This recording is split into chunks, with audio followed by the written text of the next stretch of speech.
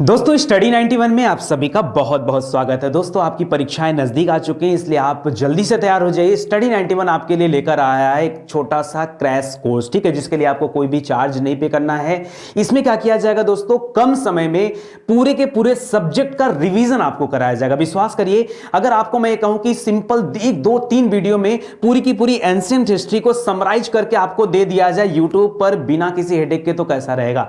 आपको कहा जाए कि पूरी की पूरी मिडावल हिस्ट्री सिर्फ 2 क्लास में आपको पढ़ने के लिए मिलेगी। क्लास खूब लंबी रहेगी, 1.5 घंटे 2 घंटे की क्लास रहेगी, ठीक है, लेकिन पूरी मिडावल हिस्ट्री एक छोटा सा पॉइंट्स भी आपको छोड़ा नहीं जाएगा और पूरा का पूरा रिवीजन कराया जाएगा। क्यों? क्योंकि ये रिवीजन पैकेज है आपके एग्जाम के लिए, ठीक है। लास्ट टाइम अगर आप पढ़ के जाएंगे तो बेशक आपके एग्जाम में बहुत सारे पॉइंट फंसने वाले हैं, चाहे आप किसी भी एग्जाम की तैयारी कर रहे हो, ठीक है। अभी हाल फिलहाल में आपके बहुत सारे वनडे एग्जाम होने वाले हैं या कोई भी एग्जाम होने वाला है, देखिए स्टैटिक पॉइंट वहां पर डिस्कस किए जाएंगे और इस तरह के जो वीडियोस दिए जाएंगे ये सुबह के 10 बजे आपको स्टडी 91 के यूट्यूब चैनल पर अवेलेबल करा दिए जाएंगे, ठीक है। आप किसी भी परीक्षा की तैयारी कर रहे हो, चाहे पुलिस की तैयारी कर रहे हो, टीचिंग एग्जाम की तैयारी कर रहे हो, यूपीपीएससी की तैयारी कर रहे हो, यूपी ट्रिपल एससी की तैयारी कर रहे हो, लेखपाल दे रहे हो, कुछ भी दे रहे हो, कोई भी एग्जाम, आप बैंकिंग एग्जाम दे रहे हो, डिफेंस एग्जाम दे रहे हो, देखिए कोई भी एग्जाम देंगे, लेकिन आपके जो स्टैटिक पार्ट होते हैं, जैसे जो सब्जेक्ट के पार्ट होते हैं, मैं कहूं हिस्ट्री, ज्योग्राफी, पॉलिटी, साइंस, ये तो फिक्स होते हैं ना,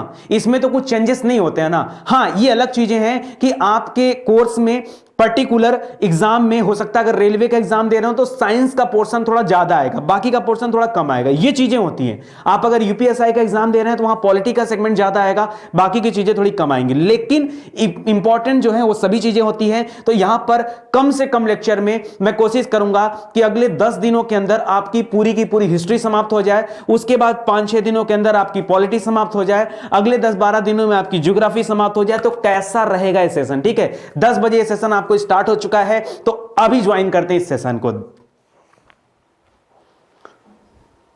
सबसे पहले बात आती है संवैधानिक विकास की, ठीक है। संवैधानिक विकास का अर्थ क्या होता है भारत में? संवैधानिक विकास, संवैधानिक मतलब होता है, देखिए एक होता है जिंदगी में कोई डिसिप्लिन के साथ काम करना, एक होता है बिना किसी डिसिप्लिन के कर लिया, कैसे भी कर लिया, ना उठने का टाइम है, ना काम करने का टाइम है कोई फिक्स, ना पढ़ने का टाइम है, ना खाने पीने का टाइम है, मतलब करना सब है। बिना खाए तो कोई जिंदा नहीं रहेगा, बिना पढ़े भी कोई नहीं रहेगा, ठीक है, और बिना ऐसा भी नहीं कि कोई उठेगा नहीं दिन में, सब कुछ होता है लेकिन अनटाइमली। तो वहां पे क्या होता है, कोई नियम कानून नहीं होता है। जब आप अपने जीवन को नियमबद्ध कर देते हैं तो बस उसी को कहा जाता है वैधानिक, संवैधानिक, ठीक है। तो अभी क्या है, पूरे भारत देश में इस तरह के विधान को बनाया गया, जैसे अगर आप कोई नियम कानून आप अपने लिए सिर्फ बना रहे हैं तो आपके लिए नियम है, वो आपके लिए विधान है। विधान माने क्या होता है? नियम। विधान का अर्थ क्या होता है? नियम।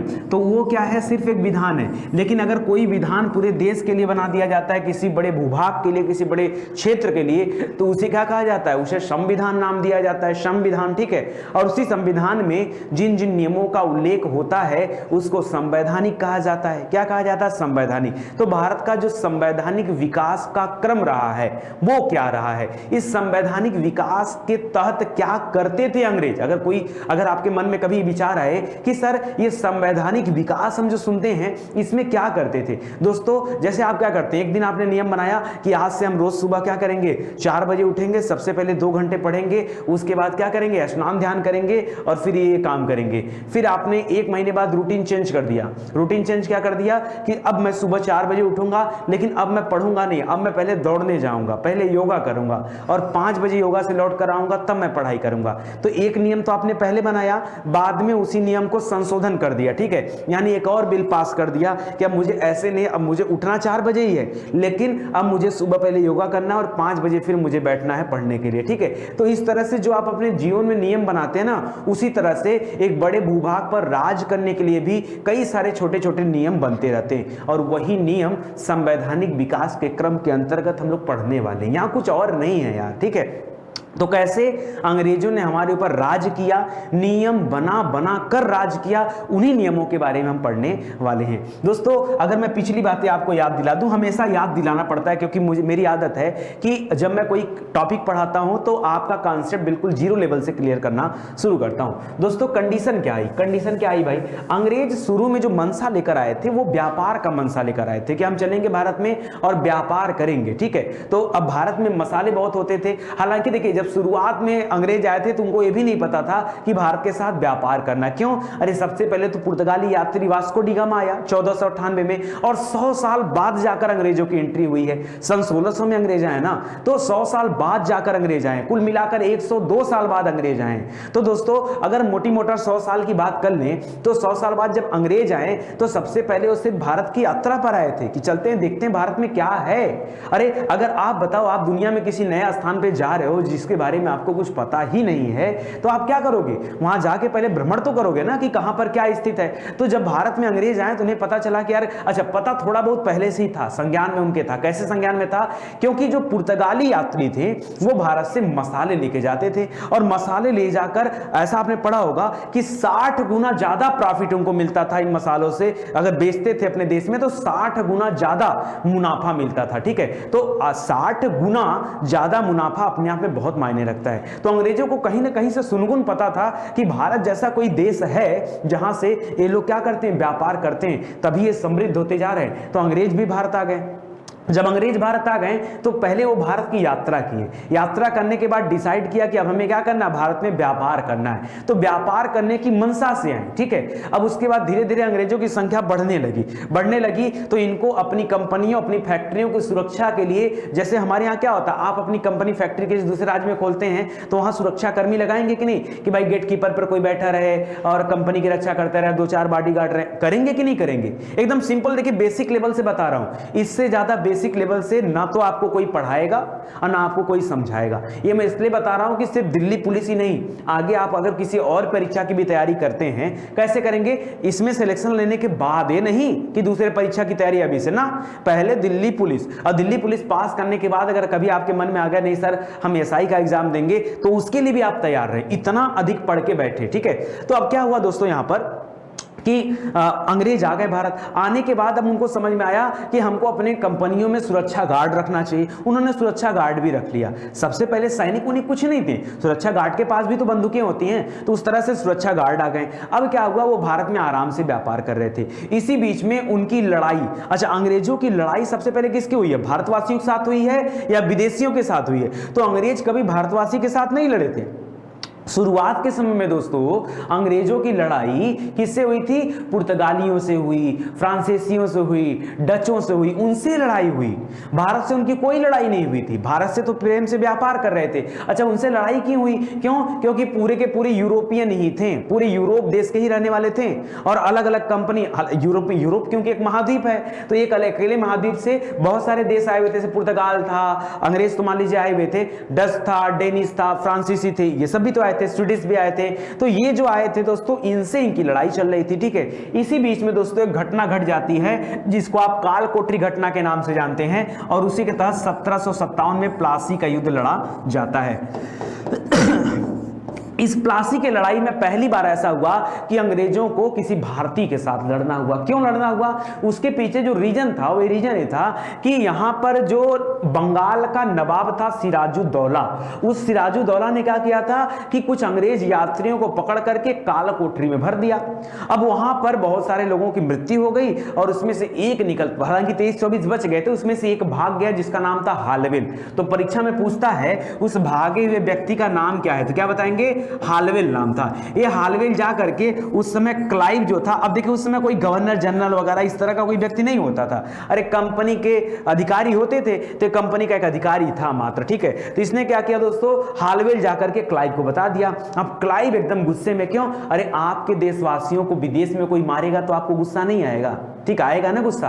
बस वैसा ही कुछ यहां पर भी हुआ। ठीक है, तो यहां पर देखिए क्लाइव ने क्या किया, अपने अब जो 200-300 लोग इसके पास थे, 200-300 लोगों को लेकर निकल गया कि अब हम चलेंगे बंगाल के नवाब से लड़ाई करेंगे। क्यों लड़ाई करेंगे? अरे हमारे देशवासियों को मारा गया है। ठीक है, इतने लोगों की मृत्यु हुई है, फर्ज तो बनता है। ठीक है, क्योंकि जवाबदेही हमारी होगी, जवाबदेही हमारी होगी, कंपनी ने हमको अधिकारी बनाकर भेजा है, तो ये अपनी सेना लेकर पहुंच जाता है। पहुंचने के बाद ये बुद्धि लगाता है कि हमको अगर डायरेक्ट जाके लड़ाई किया तो नवाब के पास 20,000 सेना है, हमारे पास 300 लोग हैं। अब 20,000 लोग हैं एक तरफ, 300 लोग एक है, तो याद रखिए हारना स्पार्टन थोड़े हैं कि मार देंगे। ठीक है, स्पार्टन मूवी देखा कि नहीं, बेहतरीन है, 300। ठीक है, तो याद रखिए इनका मरना तो तय था। तो इन्होंने बड़ा दिमाग लगाया और किया क्या कि जा करके जो सिराजुद्दौला था, सेनापति था मीर जाफर, उससे जाकर के मित्रता कर लिया कि हम तुमको नवाब बना देंगे, बस तुम्हारा थोड़ा सा सपोर्ट कर दो। सपोर्ट क्या करना था, तुम सैनिकों को आर्डर ही मत देना हमारे खिलाफ युद्ध करने की, ठीक है। सेनापति ने वैसा ही किया, सिराजुद्दौला मारा गया और मीर जाफर नवाब बन बैठा, ठीक है। अब यहां पर अंग्रेजों को लगा कि हमने तो राजा खुद बना दिया। अभी तक क्या होता था कि हमको राजा से फरमान लेना पड़ता था, पूछना पड़ता था, कहीं अगर हमको एक छोटी सी कंपनी डालनी है तो भी पूछना पड़ता था, राजा साहब डाल दें, हमको यहाँ जगह दे दें। अब तो हमने नवाब बना दिया है, हमने खुद नवाब बना दिया। मीर जाफर को हमने नवाब बना दिया, मतलब पूरा बंगाल हमारे नियंत्रण में आ गया। अंग्रेज चाहते तो अपने भी नवाब बन जाते, लेकिन अगर अंग्रेज नवाब बन जाते तो जो बंगाल की जनता है वो अंग्रेजों को कूट कूट के मार देती, ठीक है, विद्रोह कर देती ना। कोई विदेशी व्यक्ति कैसे हमारे ऊपर शासन करेगा? कोई विदेशी व्यक्ति, आप बताओ, कोई विदेशी व्यक्ति आपके यहाँ आया और वो कहे कि हम सांसद को मार के सांसद बन जाएंगे, तो वहां की जनता क्या करेगी? उनको पूजेगी, तो पहले ही विद्रोह हो जाएगा। तो अंग्रेजों ने कहा ना ना, ऐसी गलती नहीं करना है, हमें नवाब नहीं बनना है, नवाब उनके बीच के ही आदमी को बनाना है ताकि जनता शांत रहे।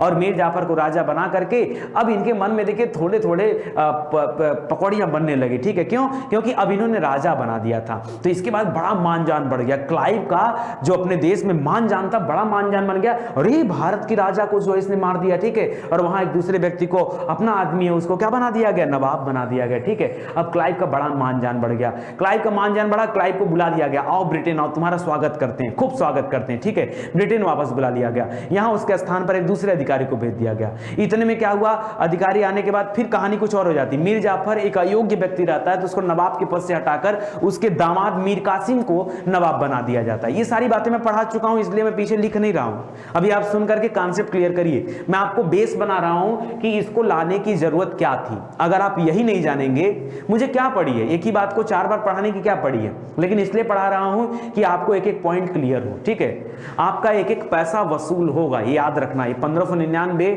ये आपका एक एक रुपया वसूल होगा। मतलब आप गदगद होकर बोलोगे सर बहुत मजा आ रहा है, बहुत मजा आ रहा है, जबरदस्त मजा आ रहा है, ठीक है। जरा कमेंट कर दिया करो, आप लोग कमेंट नहीं करते हो, क्या बात है? ज्यादा समय लग जाता है क्या कमेंट में? चलो तो आगे देखिएगा दोस्तों। अब यहां पर कहानी देखिए क्या होती, ध्यान से सुनिएगा। अब कहानी होती दोस्तों कि मीर कासिम नवाब बन जाता है। कुछ समय बाद मीर कासिम ने क्या करता, अपनी राजधानी पहले स्थानांतरित कर दिया। मुर्शिदाबाद राजधानी थी, उसको मुंगेर लेके चला गया, अपने मन का काम करने लगा। अब अंग्रेजों को लगा यार हमने ही नवाब बनाया इसे, ये हमारे खिलाफ काम कर रहा है, ठीक है, हमारी कोई बात ही नहीं सुन रहा है, एक काम करो ये हमारे लिए खतरा हो जाएगा, इसको गद्दी से हटा दो। मीर कासिम को गद्दी से हटा करके फिर से ससुरा को राजा बना दिया। किसको? मीर जाफर को, ठीक है, ससुर था ना, तो राजा बना दिया। अब वो फिर से नवाब बन बैठा, ठीक है। अब मीर कासिम जो कि एक योग्य व्यक्ति था, उसको बड़ी चुभन से हो गई, यार ये तो गलत है, हमको कोई नवाब बना दे, नवाब के पद से हटा दे, हलवा है क्या? हलवा है नहीं ना। तो अब उसको आ गया गुस्सा। गुस्सा आने के बाद वो मदद मांगने के लिए चला गया। किससे चला गया? मुगल बादशाह के पास। बोला मुगल बादशाह हमारी मदद कर दो, ठीक है, बंगाल से आए हम, जानते हो, ठीक है कासिम, ठीक है, तो मेरी मदद कर दो, ऐसी ऐसी घटना है। अब मुगल बादशाह भी परेशान था, मुगल बादशाह भी परेशान था अंग्रेजों से, ठीक है। उस समय मुगल बादशाह कौन था दोस्तों? तो याद रखिए शाह आलम द्वितीय। कौन था? शाह आलम द्वितीय। उस समय कौन था? मुगल बादशाह था। शाह आलम द्वितीय बोला ठीक है हम तो साथ दे देंगे, लेकिन यार हमारे पास और तुम्हारी फौज मिलाकर बड़ा कम लोग हो रहे, थोड़ा एक और फौज मिलाओ ताकि और मजा आ जाए। ये हुआ कि किसको लिया जाए? ये हुआ अवध के नवाब को ले लिया जाए। अवध को नवाब को लिया गया जिसका नाम था शुजाउद्दौला। क्या नाम था? शुजाउद्दौला। अब देखिए अभी अंग्रेजों को भनक तक नहीं लगी है और इधर क्या प्लान बन रहा है, ठीक है, इधर क्या बन रहा है? प्लान बन रहा है। किस चीज का प्लान बन रहा है? अंग्रेजों के साथ युद्ध करने का। और कुछ सैनिक मीर कासिम के अपने खुद के थे, चहेते, वो हो गए। अब तीनों की संयुक्त सेना बन गई और 1764 में बक्सर का युद्ध लड़ा गया। कौन सा युद्ध लड़ा गया? 1764 में बक्सर का युद्ध लड़ा गया। अब देखिए यहां पर क्लाइव नहीं है, क्लाइव नहीं है। क्लाइव की जगह पर कौन है? क्लाइव का मान सम्मान के लिए बुला लिया गया था वापस, यहां पर है हेक्टर मुनरो। कौन है? Hector Munro. ये सब प्रश्न बनते हैं आपकी परीक्षा में, एक एक नाम याद रखेगा। हेक्टर मुनरो से, क्लाइव से, हालवेल से, ये शाह आलम द्वितीय से, शुजाउद्दौला से, मीर जाफर से, मीर कासिम से, सबसे क्वेश्चन बनते हैं, ठीक है। प्लासी के युद्ध से, बक्सर के युद्ध से, ये सब क्वेश्चन बनते हैं। कौन राजधानी कहां ट्रांसफर किया? मुर्शिदाबाद से मुंगेर। ये सब प्रश्न बनते हैं आपसे परीक्षा में। कभी ये मत कहना कि नितिन सर ने नहीं बताया, नितिन सर ने बताया, आपने शायद ध्यान नहीं दिया, ठीक है। अब देखिए आगे क्या बता रहा दोस्तों। अब आगे हुआ कुछ ऐसा कि 1764 में बक्सर की लड़ाई हुई। बक्सर बिहार में एक जगह है, वहां पर युद्ध लड़ा गया, बक्सर की लड़ाई 1764 में। हालांकि उस युद्ध में संयुक्त सेना जरूर थी, लेकिन फिर भी हार जो है वो भारतीयों को हुई, और हेक्टर जो था, मुंडो हेक्टर, वो फिर से जीत गया। अब जीतने के बाद दोस्तों 1765 में इलाहाबाद की संधि कराई गई। इलाहाबाद की प्रथम संधि, इलाहाबाद की द्वितीय संधि। 12 अगस्त और 16 अगस्त को दोनों लोगों के साथ, शाह आलम द्वितीय आए थे और सुजाउद्दौला साहब आए थे, दोनों लोगों के साथ अंग्रेजों ने संधि किया। और संधि के बाद दोस्तों एक बड़ा क्षेत्र, देखिए इनको दीवानी मिल गया। क्या मिल गया? दीवानी। दीवानी जानते क्या होता है? दीवानी, दीवानी माने होता है, समझ लीजिए कि एक तरह से राजस्व वसूलने का कार्य, बता रहा हूं, समझा रहा हूं। इनको दीवानी मिल गया। कहां? बंगाल का, बिहार का और उसका पड़ोसी राज्य था उड़ीसा। बंगाल, बिहार और उड़ीसा का क्या मिल गया? दीवानी मिल गया, ठीक है। अच्छा एक बात बताओ, मान लीजिए आपकी लड़ाई किसी से हुई और आपको वहां पूरा टैक्स कलेक्शन का काम दे दिया गया, भैया आप ही क्या हो? कमिश्नर हो। क्या हो? अब पूरा पैसा जुटाना, कोष में लाख जमा करना, आप कमिश्नर हो, ठीक है। आप तो गदगद गजब कमिश्नर हो गए, मजा आ गया है। दिल्ली पुलिस तैयारी कर रहे थे, कमिश्नर बन गए, है कि नहीं? तो बड़ा मजा आया। अब वैसे ही मजा कुछ यहां पर देखने को मिलता। अंग्रेजों के हिस्से में बंगाल, बिहार और उड़ीसा की दीवानी क्या आ गई। अंग्रेजों के मतलब समझ लीजिए ऐसा लगा उनको 10-10 हाथ मिल गया, ठीक है, वो कुछ भी कर सकते हैं। अब उन्होंने नीतियां बदल दिया। अब उनको लगा कि हम भारत में यार व्यापार क्यों करें, हमें तो पूरा शासन का मौका मिल रहा है। क्या मिल रहा है? पूरा शासन करने का मौका मिल रहा है, ठीक है भाई। हमने यहाँ के राजाओं को हरा दिया तो मौका ही तो मिल रहा है, ठीक है। अरे ये वही हाल है कि आप कहीं रूम लेकर किराए पे रह रहे थे और ठीक है, और वहां पर एक ही मकान मालिक था और वो भी बेचारा क्या हो गया, उसका भी एक्सीडेंट में मृत्यु हो गया। अब ये घर किसके जिम्मे आप छोड़ के जाएंगे बताइए? ये घर क्या हो गया? ये आपका हो गया, यानी बना बनाया प्रॉपर्टी सब कुछ मिल गया। अंग्रेजों को क्या था? अंग्रेज आए थे व्यापार करने, अब उनको मौका मिल गया। किस बात का मौका मिल गया? कि हम भी यहाँ राजपाट कर सकते हैं, ठीक है। अब क्लाइव को फोन किया गया, भैया बताओ क्या किया जाए। क्लाइव बोला एक काम करो तो मैं आता हूं, ठीक है। कंपनी ने क्लाइव को वापस दिया, जाओ देखो क्या व्यवस्था वहां पर, ठीक है। क्लाइव आता है, ठीक है। तो आप याद रखिए यहां पर क्लाइव आ जाता है। 1677 में क्लाइव की एंट्री हो जाती है और उसके बाद आकर देखता है, ठीक है। तो सबसे पहले इसने कहा कि पहले काम कर दिया जाए, द्वैध शासन लगा दिया जाए। क्या लगा दिया जाए? द्वैध शासन, ठीक है। अब ये द्वैध शासन क्या होता है? द्वैध माने दो लोगों के द्वारा शासन किया जाना। द्वैध माने दो लोगों के द्वारा। कैसे दो लोगों का शासन होगा? जनता एक, शासन दो लोगों का। हम लोगों के ऊपर भी द्वैध शासन लागू होता है, हमारे ऊपर भी है। हम आप समझते नहीं है, खाली आप समझो हमारे ऊपर राज्य सरकार का शासन है, राज्य सरकार का शासन है, इसके अलावा हमारे ऊपर केंद्र सरकार का भी शासन चल रहा है। दोनों लोग का शासन चल रहा है ना। आप जैसे एग्जांपल दे रहा हूं, आप समझो राज्य सरकार भी है, केंद्र सरकार भी, दोनों है ना। तो हम द्वैध शासन बोल सकते हैं कि नहीं? तो उस जमाने में भी द्वैध शासन था। बंगाल की जनता के ऊपर भी द्वैध शासन था। कैसे? तो याद रखिए, एक तरफ कंपनी का शासन, ठीक है, कंपनी मतलब ईस्ट इंडिया कंपनी का शासन शुरू हो गया। दूसरी तरफ जो बंगाल का नवाब था, कठपुतली राजा, उसका शासन। तो दो शासन हो गया कि नहीं? इसलिए द्वैध शासन की व्यवस्था किया गया और अंग्रेजों ने कहा कि हमको इसके लिए पूरा एक प्रॉपर सिस्टम बनाना पड़ेगा, ठीक है, कि कैसे क्या करना है। अब यहीं पर क्या बना? सिस्टम बना। तो एक ये हुआ, इसका नाम क्या रखा जाए भाई? रेगुलेटिंग एक्ट नाम ही क्यों दिया गया? कुछ और रख लिया होता, लेटिंग एक्ट रख लिया होता, लोटिंग रख लिया होता, फ्लोटिंग एक्ट रख लिया होता, नहीं हो सकता था फ्लोटिंग एक्ट है। ये रेगुलेटिंग एक्ट क्यों रखा गया? कुछ तो रहा होगा। तो अब देखिए, अब एक वर्ड होता है इंग्लिश में रेगुलेट। क्या होता है? एक वर्ड होता है रेगुलेट, ठीक है। इस रेगुलेट का मतलब क्या होता है दोस्तों? किसी चीज को नियंत्रित करना। अगर आपको पता हो तो आपके घर में भी रेगुलेटर लगा होगा। रेगुलेटर कहां लगा है? सिलेंडर के ऊपर रेगुलेटर लगा होता है, जो गैस के आने जाने की प्रक्रिया को नियंत्रित करता है। आप चाहते हो वहां से बंद कर देते हो, ऑन कर देते हो, ठीक है, यही करते हो ना। ये होता है रेगुलेटर। उसी तरह से भारत को नियंत्रित करने के लिए, यहां पर शासन व्यवस्था स्थापित करने के लिए, ठीक है, अब उनको रेगुलेट करना था। भारत को क्या करना था? रेगुलेट करना था। और रेगुलेट वर्ड से बन गया रेगुलेटिंग। क्या बन गया? रेगुलेटिंग, ठीक है। तो उन्होंने बना दिया रेगुलेटिंग एक्ट, ठीक है। 1773 में आ गया रेगुलेटिंग एक्ट, ठीक है। 1773 में रेगुलेटिंग एक्ट कि कैसे भारत पर शासन किया जाए। और उसके बाद से अब जितने भी संवैधानिक विकास का क्रम होगा, धीरे धीरे अपनी गलतियों को सुधार करके समय के साथ, जैसे आपने क्या किया, पहले तो नियम बनाया था कि हम 4 बजे उठ के पढ़ेंगे, बाद में नियम बनाया नहीं 4 बजे हम दौड़ने जाएंगे, योगा करेंगे और 5 बजे से पढ़ेंगे, ठीक है, ऐसा नियम बनाया। तीसरे दिन आपने नियम बनाया, तीसरी बार जब संशोधन किया तो आपने कहा नहीं, दौड़ के आते बड़ा थक जाते हैं, थकने के बाद थोड़ा कुछ जल जलपान करेंगे, फिर नहाएंगे धोएंगे और स्नान ध्यान करके तभी इत्मीनान से बैठेंगे पढ़ने के लिए ना, तो संशोधन पे संशोधन कर रहे हैं समयानुकूल परिस्थितियों को देख करके। उसी तरह से यहां भी संशोधन पे संशोधन चलेगा, ठीक है। अब देखो क्या होने वाला, रेगुलेटिंग एक्ट आ गया। अब हम अपनी कहानी शुरू करते हैं। अभी तो मैं खाली आपको बेस बना रहा था आपका। देखिए इस कहानी में क्या दिया गया दोस्तों, करा इस एक्ट के द्वारा, किसके द्वारा, 1773 के रेगुलेटिंग एक्ट के द्वारा पहली बार ब्रिटिश मंत्रिमंडल को भारतीय मामलों में विनियमन का अधिकार दे दिया गया। सर ये ब्रिटिश मंत्रिमंडल क्यों दिया गया? देखिए अगर आपको इस शासन तंत्र को समझना है तो आपको समझना होगा 3 तरह के लोग हमारे ऊपर राज करेंगे, सब अंग्रेज में ही है। 3 तरह के लोग, जैसे मैं आपको बताऊं, सबसे पहला काम है ब्रिटिश मंत्रिमंडल, यानी जो ब्रिटेन का संसद है ना, वो हमारे ऊपर ऑलरेडी लगा हुआ था, शुरू से लगा हुआ था, ठीक है। क्यों लगा हुआ था उसके बारे में बता रहा हूं अभी आपको, ठीक है। एकदम आराम से समझिए, बहुत टिपिकल पॉइंट है। ब्रिटिश मंत्रिमंडल, दूसरा है ईस्ट इंडिया कंपनी, और तीसरा है ब्रिटिश क्राउन, ठीक है, ब्रिटिश क्राउन। ये 3 तरह के लोग हैं हमारे पास, ठीक है। इस 3 तरह के लोग हैं, कंफ्यूज मत होइएगा।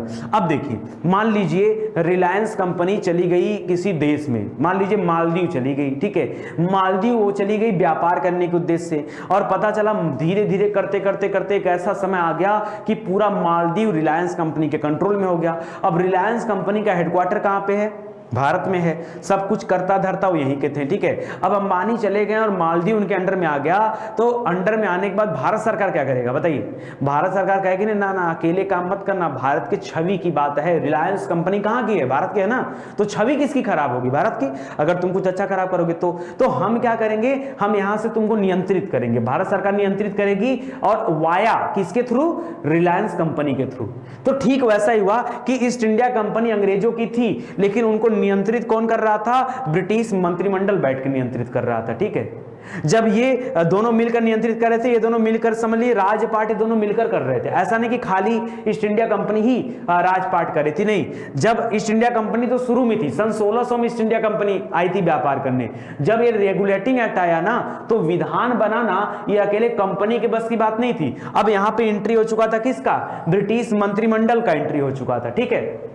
इसको याद रखिएगा, तभी तो थोड़ा लेट हुआ। अरे भाई 1765 में इलाहाबाद की संधि हो गई थी, तो 1765 में इनको राजपाट शुरू कर देना चाहिए, और एक्ट आया 1773 में। कितने साल का अंतर है? 8 साल लग गया। 8 साल किस चीज में गया आप बताओ?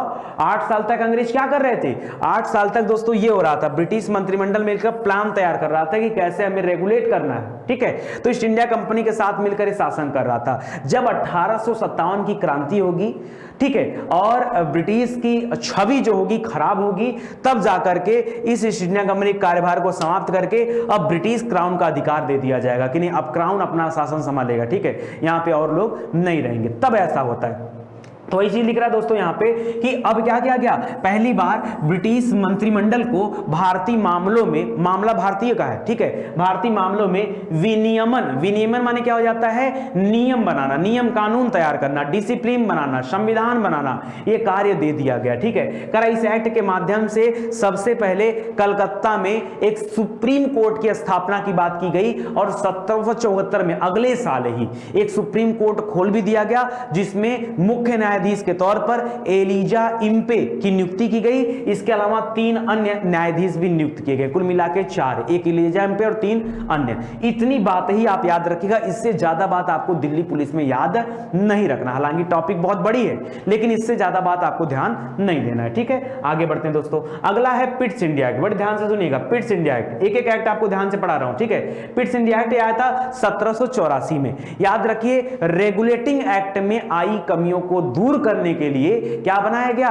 पिट्स इंडिया एक्ट बनाया गया, और यह 1784 में आया था, ठीक है। इसको याद रखिएगा, 1784 में। अच्छा, 1773 में वारेन हेस्टिंग जो थे पहले नंबर पे, उनको क्या बनाया गया? उनको बंगाल का गवर्नर बनाया गया, ठीक है, कि जाइए और पूरे बंगाल में आप देख रेख करिएगा वारेन हेस्टिंग को। अभी भी वारेन हेस्टिंग ही है, तो ध्यान दीजिएगा। करा इस अधिनियम के द्वारा शासन की दोहरी प्रणाली, एक कंपनी का तथा दूसरा संसदीय बोर्ड का, जो ब्रिटिश का संसदीय बोर्ड था, उसके द्वारा बनाया गया। अभी तक क्या था? खाली दूर से नियंत्रण होता था। 1784 में क्या किया गया? गया, एक संसदीय बोर्ड बनाया गया और एक कंपनी को बोर्ड बनाया गया, ठीक है, 2 बोर्ड बनाया गया। और इस एक्ट के माध्यम से फिर ब्रिटिश सरकार का कंपनी के मामलों तथा इसके भारतीय प्रशासन पर पूर्ण नियंत्रण स्थापित हो गया। 1773 वाले में ब्रिटिश मंत्रिमंडल था, लेकिन वहां पर कंपनी हावी थी।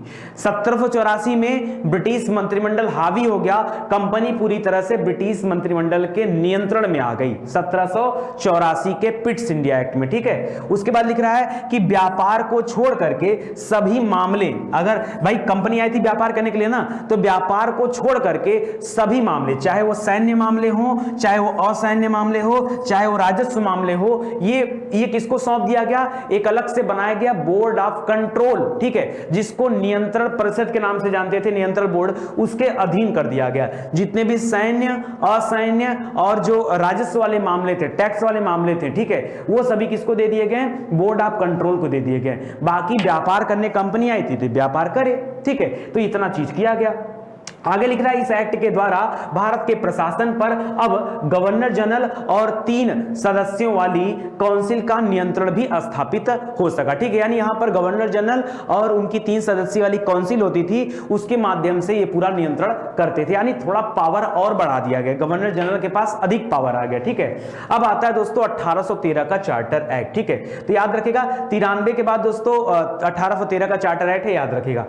इस एक्ट के माध्यम से भारतीय व्यापार के ऊपर कंपनी का एकाधिकार समाप्त कर दिया गया। पूछता है कि कंपनी का एकाधिकार कब समाप्त किया गया, तो क्या बताएंगे?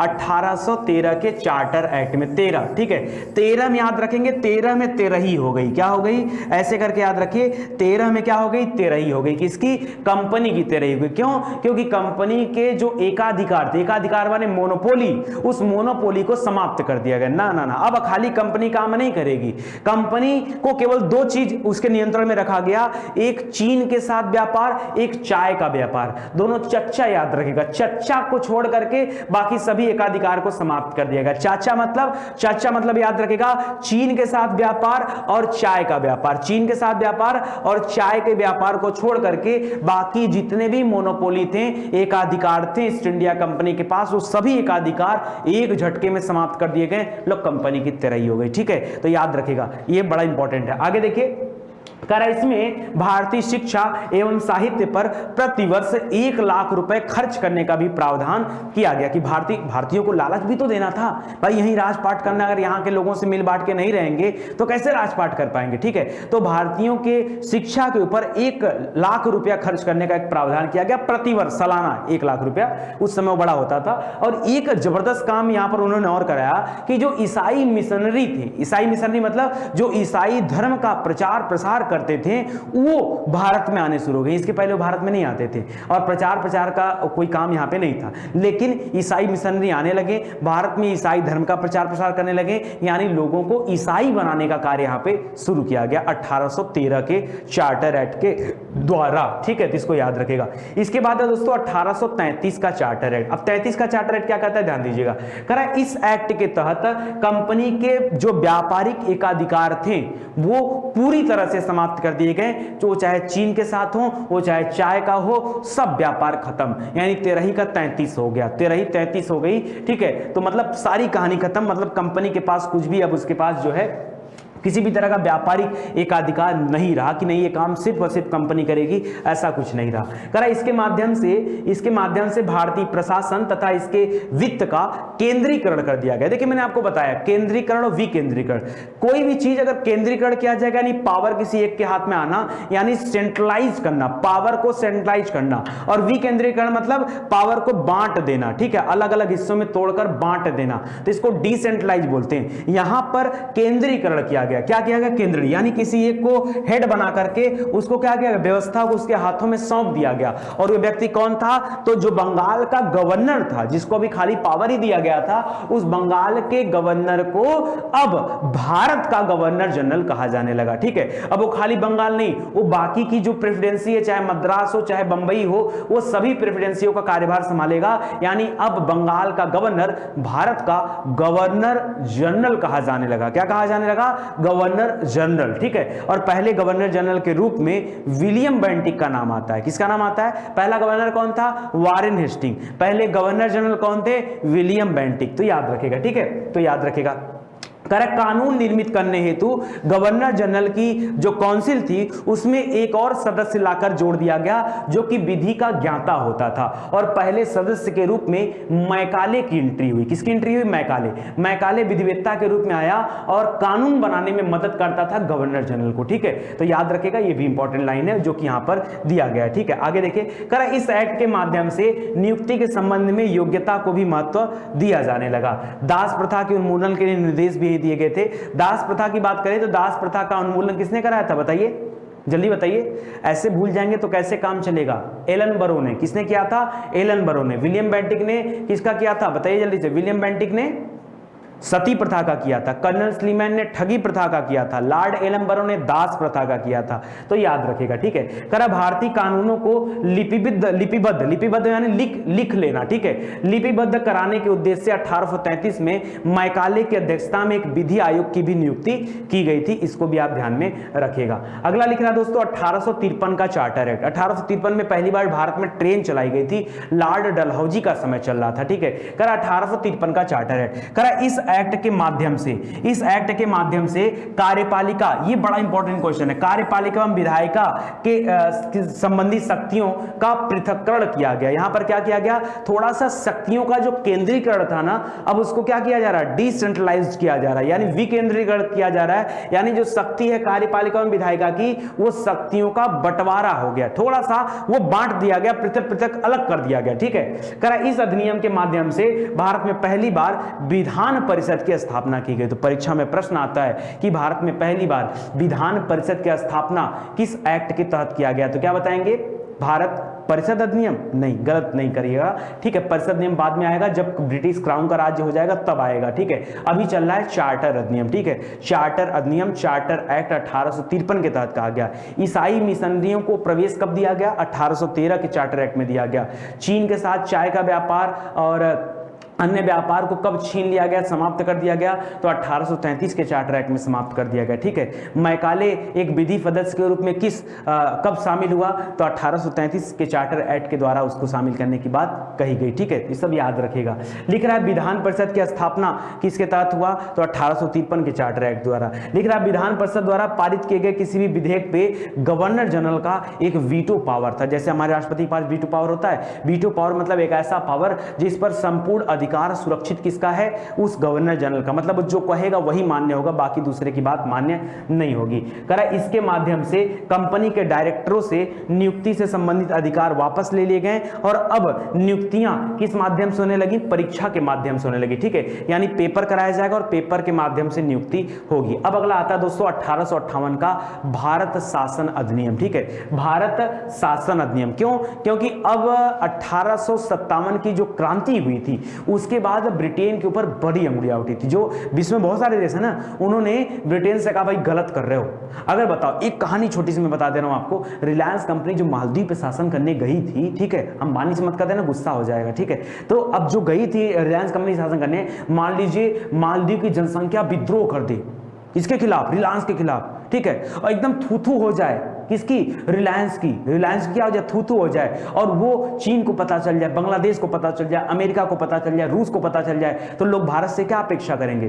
भारत तुम बहुत गलत कर रहे हो, तुरंत रिलायंस को तुरंत वापस बुला लो, जान लो मानवता के खिलाफ बातें हो रही है, अब सहन से ज्यादा हो रहा है, ठीक है। तो अब भारत की छवि धूमिल हो रही है। अब ठीक ऐसा ही सिचुएशन बना था उस जमाने में, ब्रिटेन के ऊपर अंगुलियां उठने लगी थी, ब्रिटेन की छवि धूमिल हो रही थी, ब्रिटेन को बचाव करना था। लेकिन ऐसे सिचुएशन में भारत सरकार क्या कहेगी?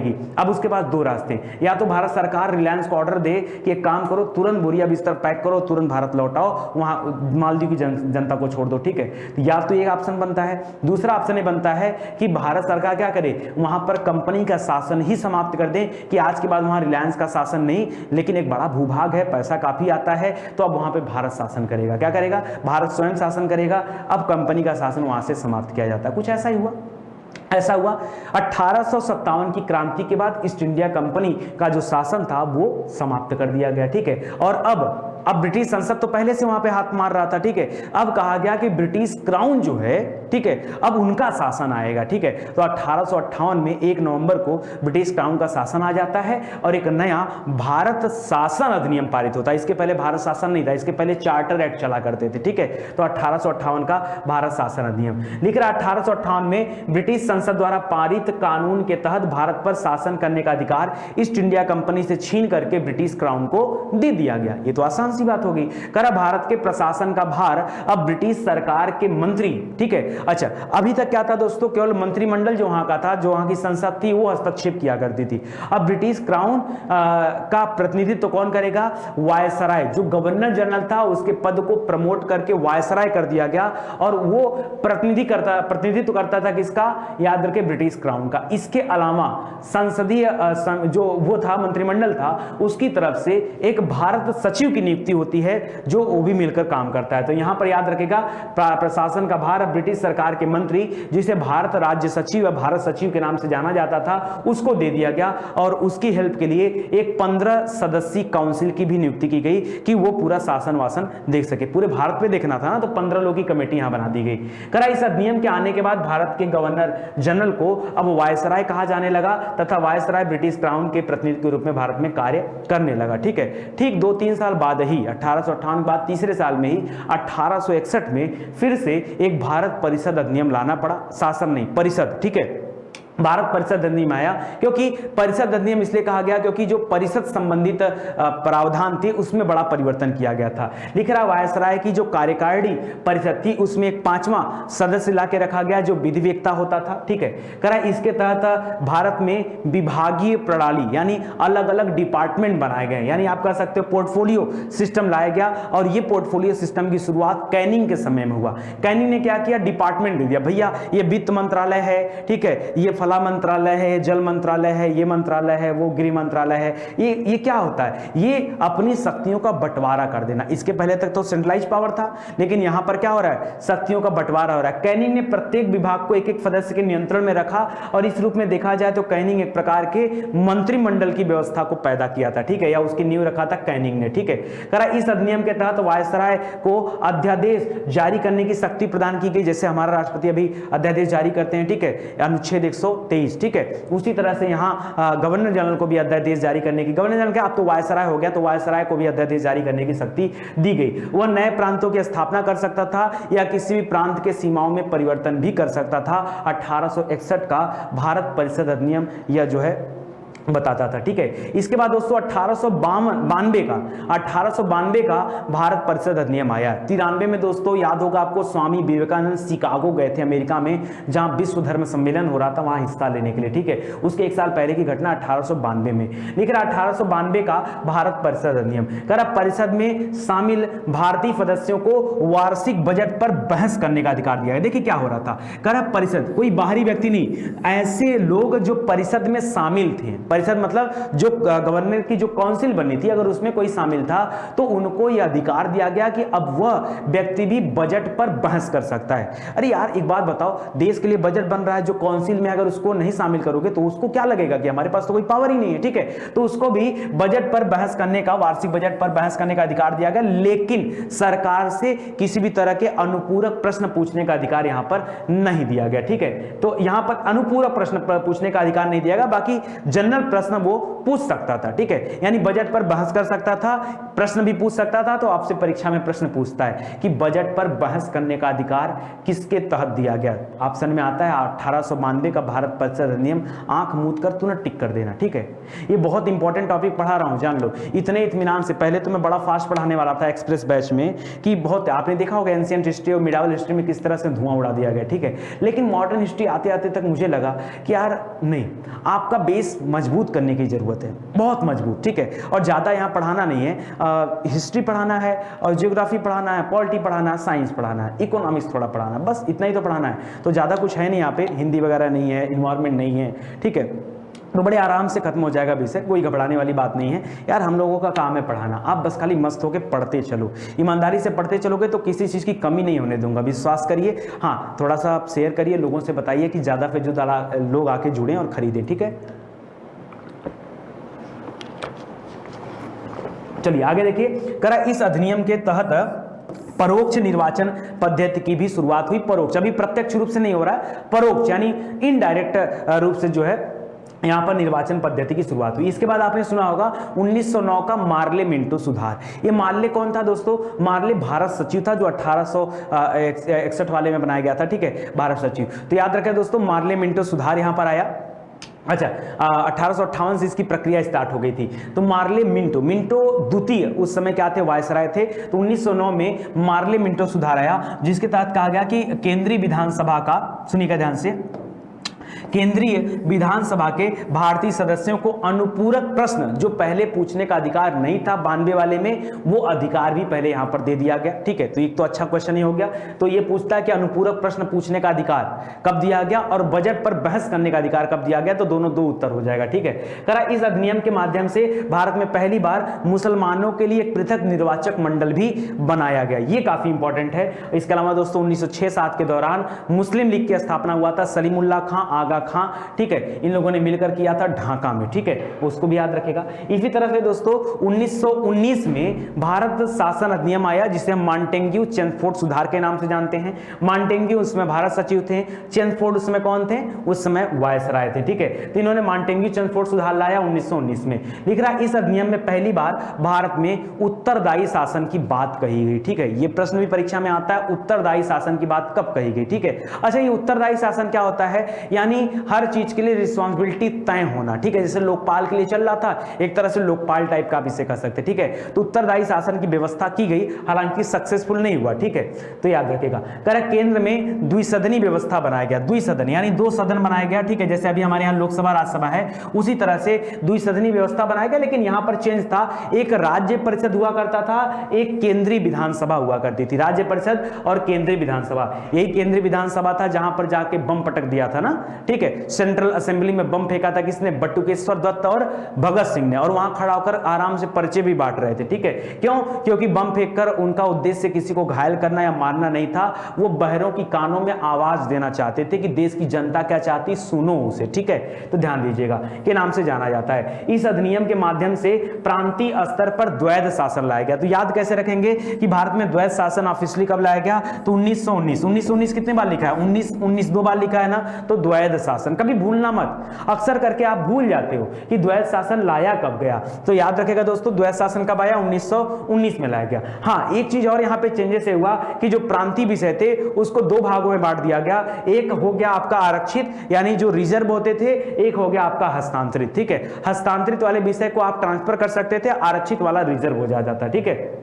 आगे देखिए, करा इस अधिनियम के द्वारा सिख, यूरोपीय, एंग्लो इंडियन और भारतीय ईसाइयों को भी पृथक प्रतिनिधित्व दिया गया। जैसे 1909 में मुसलमानों के लिए पृथक प्रतिनिधित्व की व्यवस्था की गई, यहां पर बाकी लोगों के लिए भी पृथक प्रतिनिधित्व की व्यवस्था कर दी गई 1919 में। करा इस अधिनियम के द्वारा भारत में महिलाओं को पहली बार मताधिकार का अधिकार प्राप्त हुआ, यानी मत देने का अधिकार इसके पहले महिलाओं के पास नहीं था, केवल खाना बनाना था, ठीक है। अब वो मत भी दे सकती थी। याद रखिए, नियम कब आया? भारत परिषद अधिनियम 1919 या मॉन्टेग्यू चेम्सफोर्ड सुधार 1919 के तहत आया है। 1935 का भारत शासन अधिनियम, ठीक है। जितना आपकी परीक्षा में आएगा उतना क्रीम में निकाल कर आपको दे रहा हूं, ठीक है, उतना क्रीम में आपको निकाल कर दे रहा हूं, तो ध्यान दीजिएगा।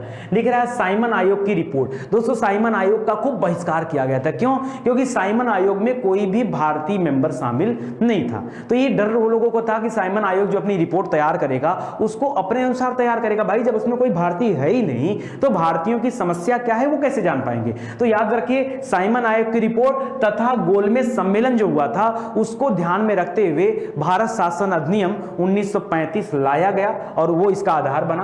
करा कि इस अधिनियम के द्वारा भारत में पहली बार संघात्मक सरकार की स्थापना का विचार लाया गया या प्रयास किया गया, जिसमें ब्रिटिश भारत के प्रांत तथा देसी रजवाड़े भी शामिल थे, लेकिन कई सारे रजवाड़े यहां पर शामिल होने से मना भी कर दिए, ठीक है, तो इसलिए ज्यादा सक्सेसफुल रहा नहीं, ठीक है।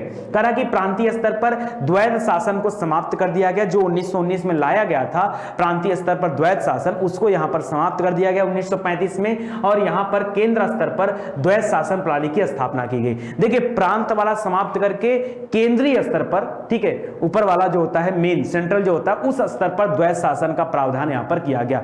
इसके पहले 1919 में प्रांत स्तर पर द्वैध शासन लाया गया, तो जो 1919 मैंने 2 बार लिखा था। करेक्ट, केंद्रीय विधानमंडल में 2 सदन थे, एक संघीय सभा, एक राज्य परिषद। जो केंद्रीय विधान परिषद हुआ करता था वो केंद्रीय असेंबली, सेंट्रल असेंबली, ठीक है, उसी तरह से संघीय सभा हो गया और बाकी राज्य परिषद। करा इसके द्वारा प्रांतों को स्वायत्तता भी प्रदान की गई तथा प्रांतीय विषयों पर विधि बनाने का अधिकार भी प्रांतों को दे दिया गया। जैसे आज राज्य सूची के विषय होते हैं, तो राज्य सूची के विषय पर कानून बनाने का अधिकार राज्य का होता है, तो राज्य को भी लगता है भाई हमारे पास भी पावर है, और केंद्र सूची पर विषय बनाने का अधिकार केंद्र को होता है, तो केंद्र को भी लगता है हमारे पास भी पावर है। और कई विषय समवर्ती सूची में आते हैं, जो केंद्र और राज्य मिलकर के बैठ करके कानून बनाते हैं, उस समवर्ती सूची में आ जाते हैं, तो उसको भी ध्यान दीजिएगा। फिलहाल यहां राज्यों को अधिकार दिया गया, ठीक है। इसके अलावा गवर्नर जनरल सभी कार्य मंत्री परिषद के सलाह से करता था, ऐसा किया गया, ठीक है। भारत में सिविल सेवा की बात करें दोस्तों, तो कुछ इंपॉर्टेंट पॉइंट्स हैं, उसको जरा आप देखिए। लिख रहा है लॉर्ड वेलेजली द्वारा, जिसको बंगाल का शेर कहा जाता था, उसके द्वारा सन 1800 में इसी ने जो है आंग्ल मैसूर युद्ध लड़ा था टीपू सुल्तान के साथ, ठीक है। 1799 में टीपू सुल्तान मारा गया था। तो 1800 में सिविल सेवा में आने वाले युवकों के प्रशिक्षण के लिए कलकत्ता में एक फोर्ट विलियम के कॉलेज की स्थापना की गई, ठीक है। एक फोर्ट विलियम बनाया गया। बाद में कंपनी के जो डायरेक्टर थे, ठीक है, उन्होंने कलकत्ता की जगह इंग्लैंड के हेलबरी में ईस्ट इंडिया कॉलेज की स्थापना कर दिया, ठीक है, और वहां पर यह परीक्षा होता था, ठीक है, और वहीं पर जो सिविल सेवक होते थे उनको ट्रेनिंग दिया जाता था। जब मॉन्टेग्यू चेम्सफोर्ड सुधार आया 1919 में, तो उसमें सिविल सेवा यानी जो आईसीएस की परीक्षा होती थी उसको इंग्लैंड और भारत दोनों जगह एक साथ कराने की संस्तुति आती है कि दोनों जगह परीक्षा एक साथ कराई जाएगी, और 1922 से आईसीएस की परीक्षा भारत और इंग्लैंड में दोनों स्थानों पर कराई जाने लगी, ठीक है। एक कमीशन आया था, रॉयल कमीशन, जिसे हम ली कमीशन के नाम से जानते हैं। ली कमीशन की अनुशंसा पर ही भारत में लोक सेवा आयोग का गठन किया गया, ये जिसे हम यूपीएससी बोलते हैं, ठीक है, लोक सेवा आयोग, ठीक है, उसका गठन याद रखें ली कमीशन के अनुशंसा पर या रॉयल कमीशन के अनुशंसा पर 1926 में किया गया। इस अधिनियम के माध्यम से, अच्छा 1935 वाला जो अधिनियम था उसके माध्यम से वर्मा, जो म्यांमार में वर्मा था, म्यांमार का नाम वर्मा था, उसको भारत से पृथक कर दिया गया, अलग कर दिया गया, ठीक है, उसके एक अलग देश बना दिया गया, ठीक है, तथा 2 नए प्रांत सिंध और उड़ीसा का निर्माण भी किया गया। इसके पहले उड़ीसा प्रांत में नहीं था, एक छोटे राज्य क्षेत्र में था, तो सिंध और उड़ीसा को 2 नए प्रांत बनाए गए। इस अधिनियम के तहत विषयों को 3 श्रेणी में बांट दिया गया, जो आज हम पढ़ते हैं, संघ सूची, राज्य सूची और समवर्ती सूची। कहा जाता है दोस्तों हमारे संविधान की लगभग 2/3 बातें वो भारत परिषद अधिनियम 1935 से ली गई। क्यों? क्योंकि जो मुख्य कानून बना था वो यही बना था। ये संघ सूची, राज्य सूची, समवर्ती सूची, ये सब कॉन्सेप्ट वहीं से आया था। लिख रहा है कि 1935 के अधिनियम के तहत एक संघीय न्यायालय की भी स्थापना का प्रावधान किया गया। तो जो 1773 वाला जैसे सुप्रीम कोर्ट बना था ना, उसी तरह से इसके तहत भी प्रावधान किया गया, ठीक है। अच्छा दोस्तों, एक याद रखेगा, कलकत्ता में यानी बंगाल में, मद्रास में और बंबई में 3 जगह विश्वविद्यालय भी बनाए गए थे। वो 1858 वाला जो अधिनियम आया था, भारत शासन अधिनियम, उसके तहत ये खोला गया था, ठीक है, तो उसको भी याद रखेगा। आगे देखिए, कांग्रेस ने इस अधिनियम को निराशाजनक कहा कि अधिनियम बिल्कुल बेकार है। जवाहरलाल नेहरू ने तो इसे कहा कि अनेक ब्रेकों वाली एक इंजन रहित गाड़ी है। कुछ लोगों ने कहा कि भाई ये तो गुलामी का अधिकार पत्र है, तो ऐसी बातें।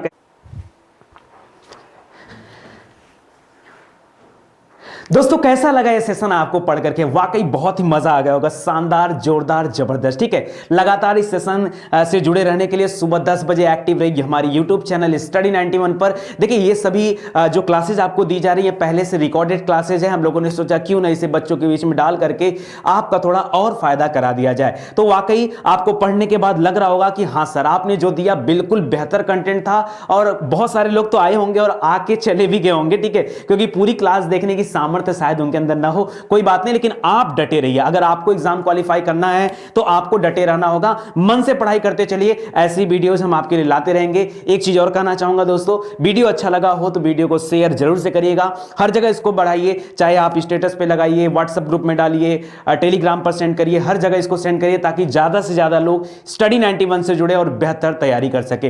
दोस्तों, जिन लोगों ने अभी तक स्टडी 91 का ऐप नहीं इंस्टॉल किया वो जल्दी से इंस्टॉल कर लें, इसके माध्यम से आपकी तैयारी और भी बेहतर हो जाएगी। क्यों? क्योंकि एप्लीकेशन पर 4000 से अधिक वीडियोस आपके लिए अवेलेबल कराए गए, जिसके माध्यम से आप अपनी परीक्षा की पूरी तैयारी निःशुल्क कर सकते हैं। इसके अलावा बहुत सारे पेड कार्यक्रम भी स्टार्ट कर दिए गए हैं। वहां पे क्या है कि एग्जाम ओरिएंटेड क्लासेस चलती हैं, नंबर ऑफ टीचर्स ज्यादा होते हैं, डेली आपकी 6 से 7 घंटे की क्लासेस दी जा रही हैं। तो आप हमारे यूट्यूब चैनल से जुड़ें ताकि आपकी बेहतर स्टडी हो पाए, ठीक है। बाकी जितने प्रीवियस ईयर पेपर है, मॉक टेस्ट पेपर है, क्वेश्चन आंसर है, प्रैक्टिस सेट है, करंट अफेयर है, टॉपिक करंट अफेयर है, ऑल टू ऑल सब कुछ हमारे एप्लीकेशन, वेबसाइट दोनों जगह पर फ्री ऑफ कॉस्ट रखे गए, उनका कोई भी चार्ज आपको नहीं देना है। तो आइए आप हमारे यूट्यूब चैनल, हमारे वेबसाइट, हमारे एप्लीकेशन प्रोग्राम से जुड़िए और अपने जीवन को सही दिशा दीजिए। देखिए, कुल मिला जुला करके सक्सेस पाना है, और सक्सेस पाना है तो कहीं ना कहीं किसी एक का हाथ पकड़कर आपको चलना होगा। अगर आपको लगता है कि स्टडी 91 इसके लिए बेहतर है तो आप हमारे साथ जुड़ सकते हैं, ठीक है। आप सभी का धन्यवाद, वीडियो को आगे बढ़ाइए। Thank you so much. जय हिंद, जय भारत।